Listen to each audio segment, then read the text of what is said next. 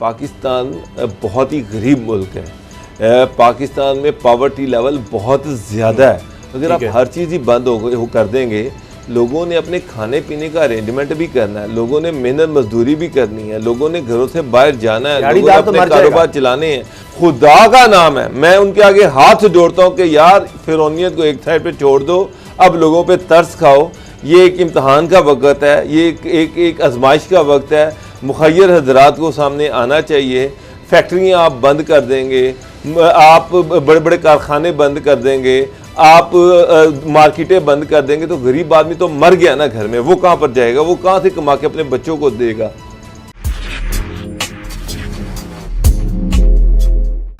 गफलत की एक और दास्तान है तफ्तान, जिसे पाकिस्तान में कोरोना फैलाने का मरकज करार दिया जा रहा है। इल्जाम यह है कि तफ्तान में कायम खैमा बस्ती ने सेहतमंदों को भी मरीज बना डाला। सवाल यह है कि चीन से तलबा की वापसी पर पाबंदी थी, लेकिन ईरान से आने वाले ज़ायरीन को क्यों नहीं रोका गया? इसका जिम्मेदार कौन है? देखना यह भी होगा कि वबाई आफत आने की सूरत में इस्लामी तालीमात क्या हैं? क्या हम इन पर अमल पैरा हैं? फिर अंधाधुंध दूसरे मुल्कों की तकलीद कर रहे हैं। वायरस हो सकता है और ख्याल यह है कि ज्यादातर की रिपोर्ट्स उसमें पॉजिटिव आएंगी। अब ये किसका कसूर है कि चाइना से तो आपने तलबा को नहीं आने दिया, बड़ी अच्छी बात है जी। अब आपने तफ्तान तक लोगों को रोका और उसके बाद पूरे मुल्क में फैला दिया। वहां भी एक एक को अलग नहीं रखा और उनको इकट्ठा रखा कि एक बीमार था तो सारे बीमार हो जाएं, और वो सारे बीमार अब पूरे मुल्क में फैल गए हैं और जगह जगह से अब यही खबरें आ रही हैं और ये इसीलिए तादाद तेजी से बढ़ रही है। अब भी ये खुद हुकूमत मान रही है कि जो तादाद बढ़ रही है ज्यादातर इसी तरह से है कि जो ईरान से ज़ायरीन आए हैं। बिल्कुल उसामा साहब, बड़ी आपने वैलिड बात की कि डिस्क्रिमिनेशन क्यों। अगर चाइना से स्टूडेंट्स वापस मंगवाने की या पाकिस्तानी जो शहरी वहाँ पे फंसे हैं मंगवाने की बात आई तो पाकिस्तानी हुकूमत ने इनकार कर दिया और ये कहा कि जनाब वो वहाँ पे ही रहेंगे। लेकिन ईरान से जो ज़ायरीन आ रहे हैं वापस, उनको रोकने के वाले से हुकूमत की बिल्कुल भी उसके बरक्स पॉलिसी है। और अब तक जितने भी केस रिपोर्ट्स हुए, कोरोना वायरस जो है वो पाकिस्तान से नहीं, वो बाहर से आया है, वो ईरान के ज़ायरीन की से आया है। और फिर जो दीगर ममालिक से लोग आए हैं, अमेरिका से आए हैं, बरतानिया से आए हैं या दीगर जो ममालिक से आए हैं, शाम से आए हैं, एक दो रिपोर्ट है। अच्छा, अब मामला ये है कि ये जो आपने बताया है कि हुआ क्या, इस हवाले से कल भी जिस तरह हमने कहा सिंध हुकूमत को इसलिए हम अप्रिशिएट करते हैं कि सिंध हुकूमत ने कम अज कम वहां से जो तफ्तान से जितने भी लोग आए हैं उन्होंने फौरी तौर पर उनको सक्खर में या कराची में कहीं भी एक जगह पे उनको मुंतकिल किया है, उनको आइसोलेशन में डाला है। और जब तक उन्होंने कहा कि ये मुकम्मल तौर पर ठीक नहीं हो जाएंगे हम इनको फ्री नहीं करेंगे। और यही वजह है कि सबसे ज्यादा तादाद सिंध के अंदर है, क्योंकि उन्होंने डिडक्ट किए, आगे फैलने से रोका है। दूसरा उसके बारे क्या मामला हुआ, डीजी खान के अंदर आपके बैठे हुए 736 के करीब लोग, एक बैच आया जिस तरह उसमें से 5 लोग गालबन निकल आए हैं, 44 से कितने लोगों का करवाया गया, दूसरे बैच के अभी टेस्ट हो रहे हैं, बाकी लोग वहां पे बैठे हुए हैं।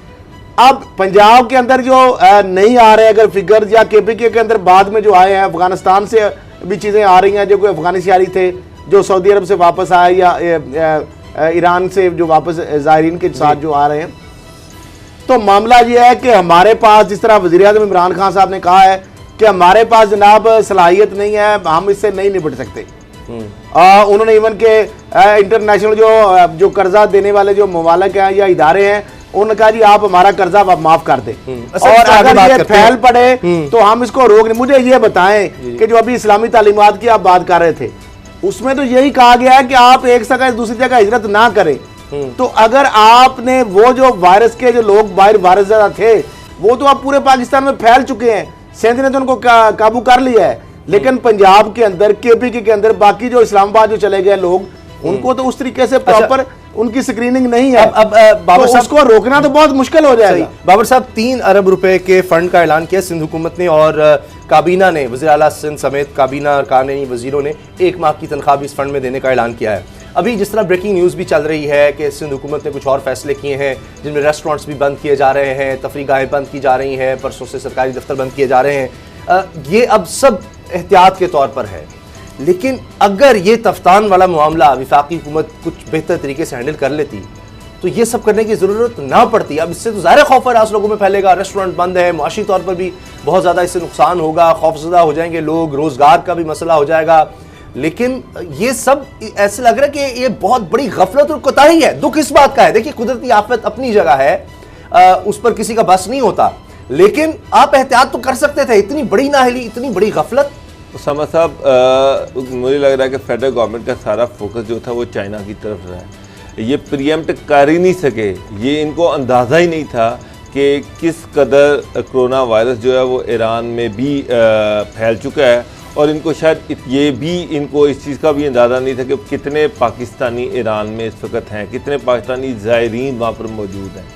जब ईरान से कोरोना वायरस की खबरें आनी शुरू हुई और उसके बाद ये कि एकदम पता चला कि ईरान में इसका आउटब्रेक बहुत ज़्यादा है, तो फिर एकदम इनको होश आया कि यहाँ पर तो पाकिस्तानी ज़ायरीन भी हैं। जब वो ज़ायरीन तफ्तान बॉर्डर तक पर आना शुरू हुआ, मुझे अब इस चीज़ का तो अंदाज़ा ही नहीं है कि जब इन्होंने उनको वहाँ पर रोकना शुरू किया, क्वारंटाइन वहाँ पर बनाया कि इसको वहाँ पर रखा जाए, उससे पहले कितने ज़ायरीन उससे पहले ही बगैर स्क्रीनिंग के ही पाकिस्तान में आ चुके हैं। इसका अंदाज़ा तो फेडरल गवर्नमेंट को है ही नहीं है, क्योंकि इनको तो ये अंदाज़ा ही नहीं था कि ईरान से भी यहाँ पाकिस्तान में कोरोना वायरस ट्रांसफ़र हो सकता है। पहली बात तो ये तो सबसे बड़ी गफलत ये इनकी ये थी कि ये चाइना पे फोकस रहे, लेकिन इन्होंने ईरान की तरफ तवज्जो नहीं दी। और दूसरी बात ये कि जिस तरह से सिंध के चीफ मिनिस्टर ने इल्ज़ाम लगाया, बिल्कुल ठीक है कि आपने क्वारंटाइन बना दिया आपने तफ्तान में, और वहाँ पर सारे जो लोग थे जिसमें जो पॉजिटिव थे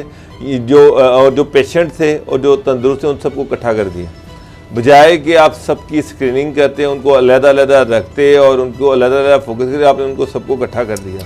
जब इकट्ठा कर दिया तो वो जो सेहतमंद थे वो भी इसमें आगे इसकी कोरोना वायरस के पेशेंट बन गए। अब उसके बाद नेक्स्ट फेज ये कि वो सूबों में उनकी एंट्री थी। सिंध गवर्नमेंट ने टाइमली उसको प्रीएम्प्ट किया, सिंध गवर्नमेंट ने उनको रोका। उसमें सबसे अहम रोल मैं आपको एक बात बताऊं, आगा खां इंस्टीट्यूट का है। अच्छा। जिसका जो बेनिफिट है वो सिंध गवर्नमेंट भी ले रही है कि उनके पास रिसोर्सेज भी हैं, उनके पास इक्विपमेंट भी हैं, उनके पास मशीनरी भी है। उन्होंने सिंध गवर्नमेंट को खासा गाइड किया इस हवाले से। अच्छा। पंजाब में तो खैर क्या गाइड करना था और क्या था, यहाँ पे तो वसीम अकरम प्लस साहब हैं जो वो इतना बड़ा ब्लंडर सारी दुनिया में, हमारे लिए इतनी बड़ी बदनामी कि वो एक शख्स मेयो हॉस्पिटल में इंतकाल कर गया। पहले जनाब सेंटर से खबर चला दी कि जी कोरोना से, फिर पंजाब की तरफ से कहा जा रहा है कि नहीं जी वो कोरोना नहीं, वो तो जिगर का मरीज था, और इस वजह से उसका रिपोर्ट जब बाद में आई है तो पहले आपने कह दिया पूरी दुनिया में। पहली बात तो ये है, आप ये जो मर्ज है ना, इसके लिए फुल फ्लैज एक हॉस्पिटल होना चाहिए हर डिस्ट्रिक्ट में। इसके लिए अलग-अलग इसकी तशखीस के लिए अलग-अलग आइडेंटिफाइड प्लेसेस होनी चाहिए, क्वारंटाइन होने चाहिए।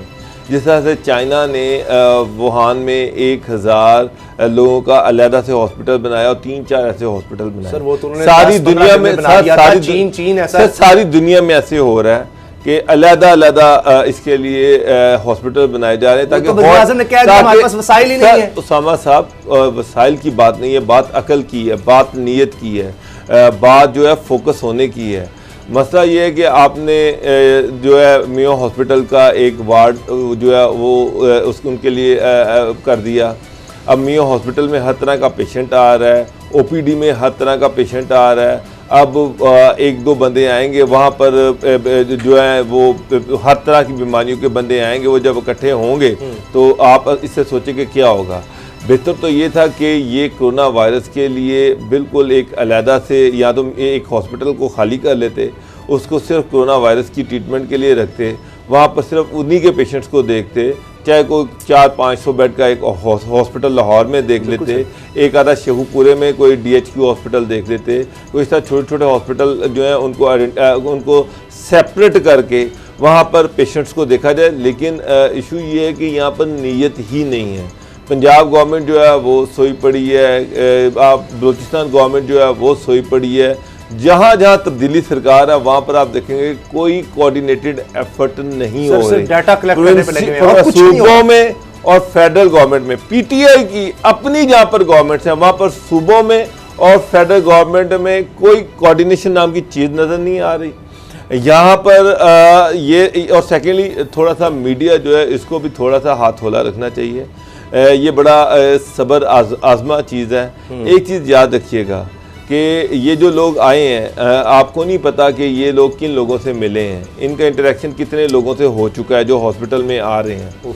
पता नहीं 100 बंदों से मिल चुके हैं, पता नहीं 200 बंदों से मिल वो चुके फिर आगे हैं। कितने लोगों से मिल चुके हैं? इसके आगे कैरियर कितने हैं इसका किसी को कोई अंदाज़ा नहीं है।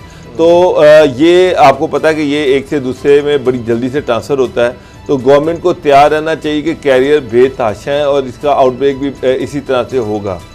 पैनिक में नहीं आना। मसला ये है कि एक चीज़ तो क्लियर है कि यंग लोगों में कुव्वत मुदाफ़त ज़्यादा है, वो इसके कैरियर तो हो सकते हैं लेकिन ये जानलेवा मर्ज उस तरह से नहीं है।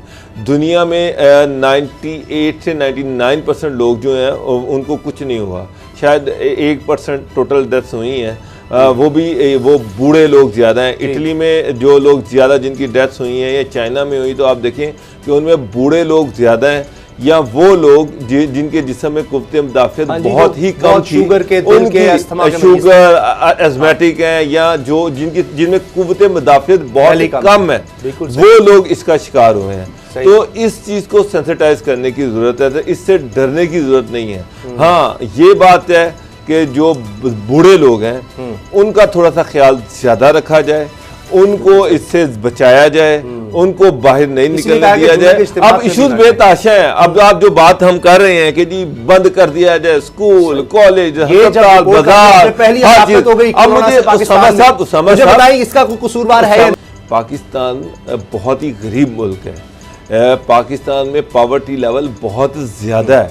अगर आप हर चीज़ ही बंद हो कर देंगे, लोगों ने अपने खाने पीने का अरेंजमेंट भी करना है, लोगों ने मेहनत मजदूरी भी करनी है, लोगों ने घरों से बाहर जाना है, लोगों ने अपने कारोबार चलाने हैं।